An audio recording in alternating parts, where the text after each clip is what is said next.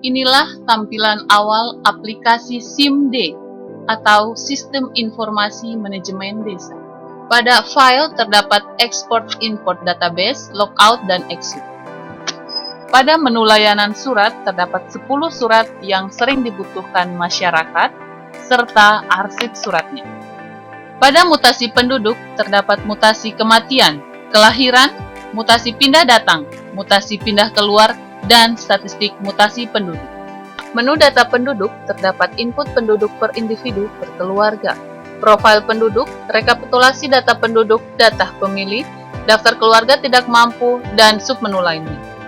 Terdapat pula menu pengaturan dengan berbagai submenunya. Menu bantuan tentang SIMD. Kita masuk pada data penduduk, profil penduduk, berikut daftar nama-nama penduduk. Di sebelah kiri Anda bisa mencari nama penduduk. Contohnya Agustina Simulasi. Ya, berikut tampilan Agustina Simulasi. Kita lihat profil lengkapnya.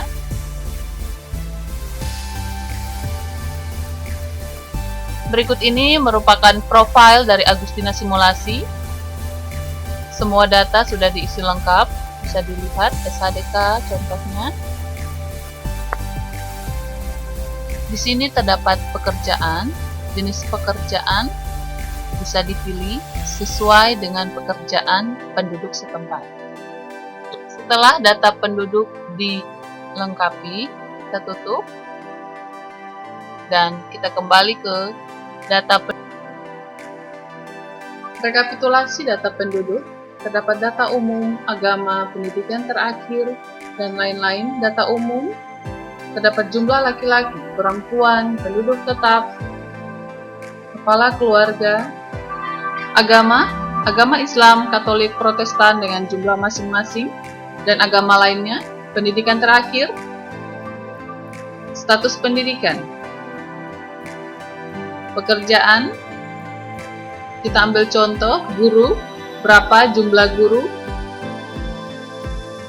status aksara, golongan darah, penyandang cacat, penduduk balita, dengan nama lengkap, tempat tanggal lahir, umur, dan alamat masing-masing, penduduk lansia, nama lengkap, tempat tanggal lahir, umur, dan alamatnya.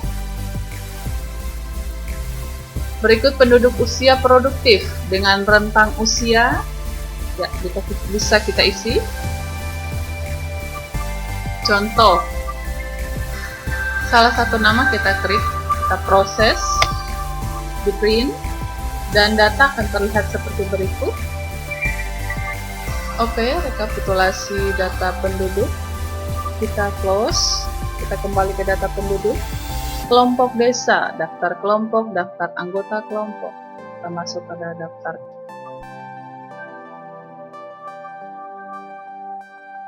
Data penduduk, kelompok desa, daftar anggota kelompok, kita pilih nama kelompok,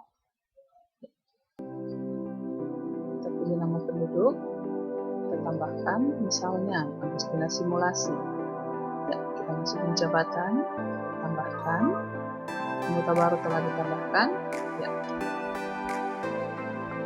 kita cetak, daftar anggota baru telah ditambahkan. Oke, kita tutup, kembali ke data penduduk, cetak buku induk. Kita cetak buku induk penduduk. Ya, berikut tampilannya dengan nomor kata masing-masing. Kita kembali, kita tutup, dan kita masuk pada layanan surat. Contohnya surat keterangan domisili penduduk. Ya, nomor surat, tahun, contoh kita cari penduduk, misalnya Agustina Simulasi. Ya, berikut biodata, kita ubah biodata misalnya, contoh pekerjaan. Oke, biodata benar, pejabat penanda tangan. Oke, kita cetak, dan tampilan surat keterangan domisili penduduk dari Agustina Simulasi sebagai berikut. mengetahui kepala desa setempat.